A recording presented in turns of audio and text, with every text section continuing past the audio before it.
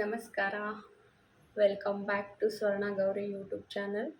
ನನ್ನ ಚಾನಲ್ನ ಇನ್ನೂ ಸಬ್ಸ್ಕ್ರೈಬ್ ಮಾಡ್ಕೊಂಡಿಲ್ಲ ಅಂದರೆ ಸಬ್ಸ್ಕ್ರೈಬ್ ಮಾಡ್ಕೊಳ್ಳಿ. ಈಗಾಗಲೇ ಸಬ್ಸ್ಕ್ರೈಬ್ ಮಾಡ್ಕೊಂಡಿರೋರಿಗೆಲ್ಲ ಧನ್ಯವಾದಗಳು. ಇವತ್ತು ನಾನು ಗೋಧಿ ಹಿಟ್ಟಿನ ಸಿಹಿ ಕಡುಬು, ಉತ್ತರ ಕರ್ನಾಟಕ ಕಡೆ ಇದನ್ನು ಪಾನಕದ ಕಡುಬು ಅಂತ ಹೇಳಿ ಕರೀತಾರೆ, ಅದನ್ನು ಮಾಡಿ ತೋರಿಸ್ತಾ ಇದ್ದೀನಿ. ಇದಕ್ಕೆ ಗೋಧಿ ಹಿಟ್ಟು ಬೇಕು, ಆಮೇಲೆ ಬೆಲ್ಲ ಬೇಕು. ಇವೆರಡು ಐಟಮ್ಸ್ ಇದ್ದರೆ ಸಾಕು. ನಾನು ಮೊದಲೇ ಗೋಧಿ ಹಿಟ್ಟು ಬೆಳಗ್ಗೆ ಚಪಾತಿ ಮಾಡಿದ್ದೆ, ಅದೊಂದು ಸ್ವಲ್ಪ ಎಕ್ಸ್ಟ್ರಾ ಆಗಿತ್ತು. ಅದೇ ಹಿಟ್ಟನ್ನೇ ನಾನು ತೆಗೆದಿಟ್ಟಿದ್ದೆ, ಅದರಲ್ಲೇ ನಾನಿವಾಗ ಈ ಕಡುಬನ್ನ ಮಾಡ್ತಾಯಿದ್ದೀನಿ. ನೀವೇನಾದರೂ ಮನೇಲಿ ಮಾಡ್ತಾಯಿದ್ರೆ ಈ ಥರ ಚಪಾತಿ ಹಿಟ್ಟು ಜಾಸ್ತಿ ಕಲಸಿ ಉಳಿದಿರ್ಬೇಕಾದ್ರೂ ಮಾಡಿ, ಇಲ್ಲಾಂದರೆ ಇದಕ್ಕೆ ಅಂತಲೇ ಟ್ರೈ ಮಾಡಿ. ಮೆಜರ್ಮೆಂಟ್ ಹೇಳ್ತಾ ಇದ್ದೀನಿ. ಇದರಲ್ಲಿ 1 ಬಟ್ಲ ನೀವು ಗೋಧಿ ಹಿಟ್ಟು ತೊಗೊಂಡಿದ್ರೆ ಇದಕ್ಕೆ 1 ಬಟ್ಲು ಬೆಲ್ಲ ಬೇಕಾಗುತ್ತೆ. ನೀವು ಸ್ವೀಟ್ ಜಾಸ್ತಿ ತಿಂತೀನಿ ಅಂತಿದ್ರೆ ಇದಕ್ಕಿಂತ 1 ಬಟ್ಲು ಬೆಲ್ಲ ಹಾಕಿ ಮೇಲೆ ಅರ್ಧ ಬಟ್ಲು ಹಾಕ್ಕೊಳ್ಳಿ. ನೀವು ಸ್ವೀಟ್ ಕಮ್ಮಿ ತಿಂತೀನಿ ಅಂದರೆ 1 ಬಟ್ಲು ಸಾಕಾಗುತ್ತೆ. ಸದ್ಯ ನನ್ನ ಮಗಳು ಮಲ್ಕೊಂಡಿದ್ದಾಳೆ ನೋಡಿ, ಅವಳು ಎದ್ದೇಳಷ್ಟರಲ್ಲಿ ಮಾಡಬೇಕು ಅಂದ್ಕೊಂಡಿದ್ದೀನಿ. ನಾನು ಮಾಡೋ ಅಷ್ಟರಲ್ಲೇ ಎದ್ಬಿಡ್ತಾಳೆ, ಹೇಳೋಕ್ಕಾಗಲ್ಲ. ಬೇಗ ಮಾಡಬೇಕು ಇವಾಗ. ನೋಡಿ, ನಾನಿಲ್ಲಿ ಬೆಲ್ಲನ ಅಳತೆ ಮಾಡಿ ಹಾಕ್ತಾಯಿಲ್ಲ, ನಾನು ಹಾಗೆ ಹಾಕ್ತೀನಿ. ನೀವು ಅಳತೆ ಮಾಡಿ ಹಾಕಿ. ನನಗೆ ಎಷ್ಟು ಸ್ವೀಟ್ ಬೇಕೋ ಅಷ್ಟು ಹಾಕ್ಕೋತೀನಿ.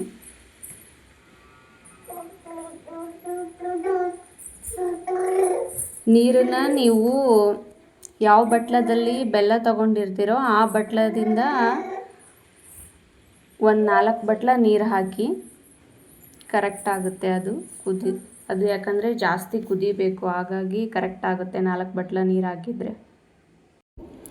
ಇವಾಗ ಇದನ್ನು ಪಾನಕನ ಕುದಿಸ್ಕೋಬೇಕು, ಬೆಲ್ಲದ ಪಾಕ.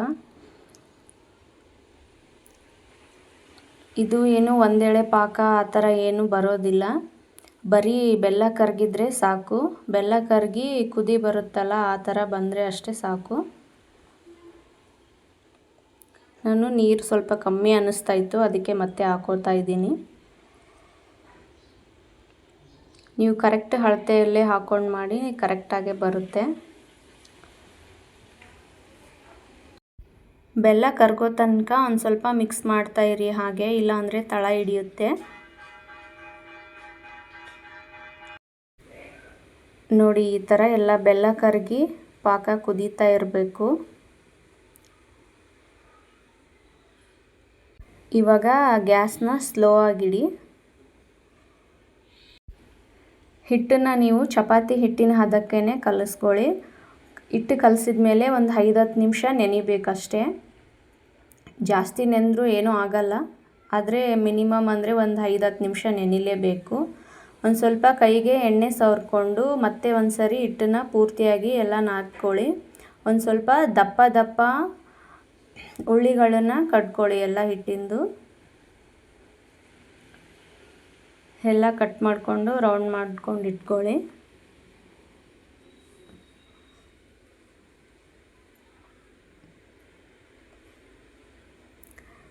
ಕೆಳಗಡೆ ಇನ್ನೊಂದು ಸ್ವಲ್ಪ ಎಣ್ಣೆನ ಸವರಿ ಒಂದು ಸ್ವಲ್ಪ ದಪ್ಪದಾಗೇ ತೀಡ್ಕೋಬೇಕು. ಚಪಾತಿ ಥರ ತೆಳ್ಳಗೇನು ಬೇಡ, ಒಂದು ಸ್ವಲ್ಪ ದಪ್ಪನೇ ತೀಡ್ಕೊಳ್ಳಿ.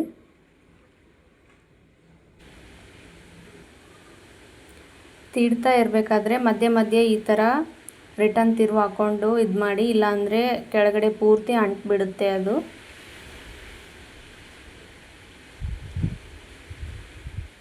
ನೋಡಿ, ಈಗ ರೆಡಿಯಾಗಿದೆ. ಇದನ್ನು ನೀವು ಚಿಕ್ಕದಾಗಿ ಕಟ್ ಮಾಡ್ಕೋಬೇಕು. ನಿಮಗೆ ಯಾವ ಶೇಪಲ್ಲಿ ಬೇಕೋ ಆ ಶೇಪಲ್ಲಿ ಕಟ್ ಮಾಡ್ಕೊಳ್ಳಿ. ಒಂದು ಸ್ವಲ್ಪ ಚಿಕ್ಕದಾಗೆ ಕಟ್ ಮಾಡ್ಕೊಳ್ಳಿ, ಜಾಸ್ತಿ ದಪ್ಪ ಕಟ್ ಮಾಡ್ಕೋಬೇಡಿ, ಅಂದರೆ ದೊಡ್ಡದಾಗಿ ಕಟ್ ಮಾಡ್ಕೋಬೇಡಿ. ಈ ಥರ ಎಲ್ಲನೂ ಕಟ್ ಮಾಡಿಕೊಂಡು ಒಂದು ಪ್ಲೇಟಲ್ಲಿ ತೆಗೆದಿಟ್ಕೊಳ್ಳಿ.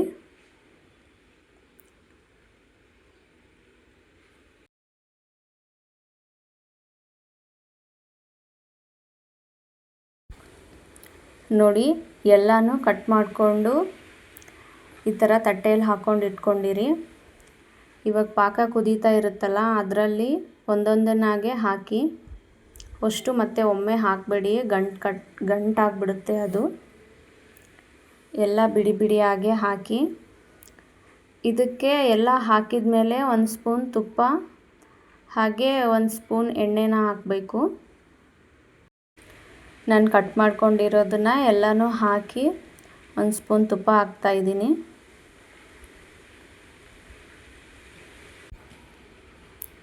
ಇವಾಗ 1 ಸ್ಪೂನ್ ಎಣ್ಣೆ ಕೂಡ ಹಾಕ್ತೀನಿ.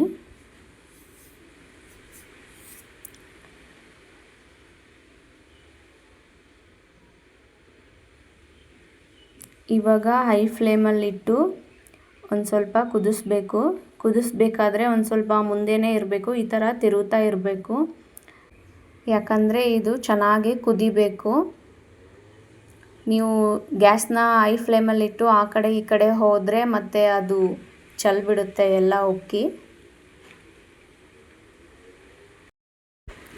ನೋಡಿ, ಒಂದು 10 ನಿಮಿಷ ಚೆನ್ನಾಗಿ ಕುದ್ಮೇಲೆ ಈ ಥರ ಎಲ್ಲ ಮೇಲೆ ತೇಲುತ್ತೆ. ಅದು ಈ ಥರ ಮೇಲೆ ತೇಲಿದರೆ ರೆಡಿ ಆಗಿದೆ ಅಂತ ಅರ್ಥ. ಪಾಕನೂ ಕೂಡ ಸ್ವಲ್ಪ ಗಟ್ಟಿಯಾಗಿರುತ್ತೆ. ಈ ಥರ ಗಟ್ಟಿಯಾಗಿ ಬರಬೇಕು ಅದು. ನೋಡಿ, ತೋರಿಸ್ತಾ ಇದ್ದೀನಲ್ಲ, ಆ ಥರ ಗಟ್ಟಿಯಾಗಿರಬೇಕು. ಇವಾಗ ಇದಕ್ಕೆ ಕೊಬ್ಬರಿ ಪುಡಿನ ಹಾಕ್ತಾಯಿದ್ದೀನಿ. ಮತ್ತು ಒಂದು ಸ್ವಲ್ಪ ಏಲಕ್ಕಿ ಪುಡಿನ ಹಾಕ್ತಾಯಿದ್ದೀನಿ. ಕೊಬ್ಬರಿ ಪುಡಿ ಹಾಗೆ ಏಲಕ್ಕಿ ಪುಡಿ ಆಪ್ಷನಲ್ಲು. ನೀವು ಬೇಕು ಅಂದರೆ ಹಾಕ್ಬೋದು, ಇಲ್ಲ ಅಂದರೆ ಇಲ್ಲ. ಯಾಕಂದರೆ ಒಬ್ಬೊಬ್ಬರಿಗೆ ಕೊಬ್ಬರಿ ಹಾಕಿದರೆ ಇಷ್ಟ ಆಗಲ್ಲ. ಹಾಗಾಗಿ ನಿಮ್ಗೆ ಬೇಕು ಅಂದರೆ ಹಾಕ್ಕೋಬೋದು, ಬೇಡ ಅಂದರೆ ಸ್ಕಿಪ್ ಮಾಡ್ಬೋದು. ಈ ಥರ ಗಟ್ಟಿಯಾಗಿತ್ತಲ್ಲ, ಇವಾಗ ಸ್ಟವ್ ಆಫ್ ಮಾಡಿಬಿಡಿ. ಸ್ಟವ್ ಆಫ್ ಮಾಡಿ ಒಂದು ಅರ್ಧ ತಾಸು ಬಿಟ್ಟು ಆಮೇಲೆ ಇದನ್ನು ತಿನ್ನಬೇಕು. ಅಷ್ಟರೊಳಗೆ ಪಾಕ ಇನ್ನೂ ಗಟ್ಟಿಯಾಗಿ ಚೆನ್ನಾಗಾಗಿರುತ್ತೆ. ಇದು ಕುದೀತಾ ಇತ್ತು, ಆವಾಗ ನಾನು ಆ ಕಡೆ ಸ್ಟವ್ ಮೇಲೆ ಎಣ್ಣೆ ಕಾಯಕ್ಕಿಟ್ಟು ಹಪ್ಳನ ಕರ್ಕೊಂಡೆ. ಸ್ವೀಟ್ ಜೊತೆ ಹಪ್ಳ ಇದ್ರೇ ತುಂಬ ಟೇಸ್ಟಿಯಾಗಿರುತ್ತೆ. ನಾನು ಕರೆಕ್ಟಾಗಿ ಇದನ್ನೆಲ್ಲ ಮಾಡಿ ಮುಗಿಸೋದ್ರೊಳಗಡೆ ನನ್ನ ಮಗಳು ಎದ್ಬಿಟ್ಲು. ನೋಡಿ ಅರ್ಧ ಗಂಟೆ ಬಿಟ್ಟ ಮೇಲೆ ಎಷ್ಟು ಚೆನ್ನಾಗಾಗಿದೆ. ಸ್ವಲ್ಪ ಪಾಕ ಎಲ್ಲ ಗಟ್ಟಿಯಾಗಿ ಎಲ್ಲ ಚೆನ್ನಾಗಿ ಹೀರ್ಕೊಂಡಿದೆ. ಅಷ್ಟರಲ್ಲೇ ನನ್ನ ಮಗ ಬಂದಿದ್ದ, ಅದಕ್ಕೆ ಸ್ವೀಟ್ ಹಾಕ್ಕೊಡ್ತಾಯಿದ್ದೆ. ಅವನಿಗೆ ಸ್ವೀಟ್ ಅಂದರೆ ತುಂಬ ಇಷ್ಟ. ಟೇಸ್ಟ್ ಮಾಡಿ ನೋಡು ಹೇಗಾಗಿದೆ ಅಂತೇಳಿ. ಅದಕ್ಕೆ ಅವನು ಹಾಕ್ಕೊಡಮ್ಮ, ನಾನು ಟೇಸ್ಟ್ ಮಾಡೋದನ್ನು ವಿಡಿಯೋ ಮಾಡಿ ನಾನು ವಿಡಿಯೋದಲ್ಲೇ ಹೇಳ್ತೀನಿ ಹೇಗಾಗಿದೆ ಅಂತೇಳಿ ಅಂತ ಅಂದ. ಹಾಕ್ಕೊಟ್ಟೆ. ನೋಡಿ ಅವನು ಯಾವ ಥರ ರಿಯಾಕ್ಷನ್ ಕೊಡ್ತಾ ಇದ್ದಾನೆ, ಯಾವ ಥರ ಹೇಳ್ತಾ ಇದ್ದಾನೆ ನೋಡಿ. ನಮ್ಮ ಮಮ್ಮಿ ನನಗೋಸ್ಕರ ಪಾನಕದ ಕಡುಬು ಮಾಡಿದ್ದಾಳೆ. ನನಗೆ ಸ್ವೀಟ್ ಅಂದರೆ ತುಂಬ ಇಷ್ಟ. ಟೇಸ್ಟ್ ಮಾಡಿ ಹೇಳ್ತೀನಿ.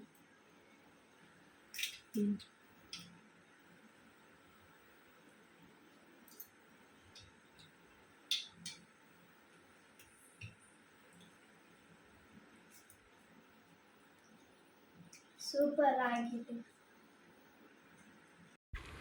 ಅವನು ಅವ್ರ ತಂಗಿಗೂ ಕೂಡ ಟೇಸ್ಟ್ ಮಾಡಿಸ್ತಾ ಇದ್ದಾನೆ ನೋಡಿ. ಅವಳು ತಿನ್ನೋದನ್ನು ಬಿಟ್ಟು ಮಂಚದ ಮೇಲೆ ಸೋಪಿನ ಶೀಟ್ ನೋಡಿದಾಳೆ. ಅದಕ್ಕೆ ನೋಡಿ, ಏರಕ್ಕೆ ಬರಲ್ಲ ಅಂದ್ರೂ ಕೆಳಗಡೆ ರಟ್ಟಿನ ಬಾಕ್ಸ್ನ ತೆಗೆದುಬಿಟ್ಟು ಅದ್ರ ಮೇಲಿಂದ ಮಂಚದ ಮೇಲೆ ಏರಿ ತಗೋತಾ ಇದ್ದಾಳೆ ನೋಡಿ. ನೆಕ್ಸ್ಟು ನಾನು ಟೇಸ್ಟ್ ಮಾಡಿದೆ ಕಡುಬು ಹೇಗಾಗಿದೆ ಅಂತೇಳಿ. ತುಂಬ ಚೆನ್ನಾಗಾಗಿದೆ ಕಡುಬು ಅಂತೂ. ಸ್ವೀಟ್ ಅಂತೂ ಸಖತ್ತಾಗಿ ಪರ್ಫೆಕ್ಟಾಗಿದೆ. ನೀವು ಒಂದ್ಸರಿ ಟ್ರೈ ಮಾಡಿ, ತುಂಬ ಚೆನ್ನಾಗಿದೆ. ಇಷ್ಟೋ ತನಕ ವಿಡಿಯೋನ ನೋಡಿದ್ದಕ್ಕಾಗಿ ತುಂಬ ಧನ್ಯವಾದಗಳು. ಹಾಗೆ ಇನ್ನೂ ನನ್ನ ಚಾನಲ್ನ ಸಬ್ಸ್ಕ್ರೈಬ್ ಮಾಡ್ಕೊಂಡಿಲ್ಲ ಅಂದರೆ ಸಬ್ಸ್ಕ್ರೈಬ್ ಮಾಡ್ಕೊಳ್ಳಿ. ಮತ್ತೆ ನೆಕ್ಸ್ಟ್ ವಿಡಿಯೋದಲ್ಲಿ ಸಿಗ್ತೀನಿ. ಬಾಯ್.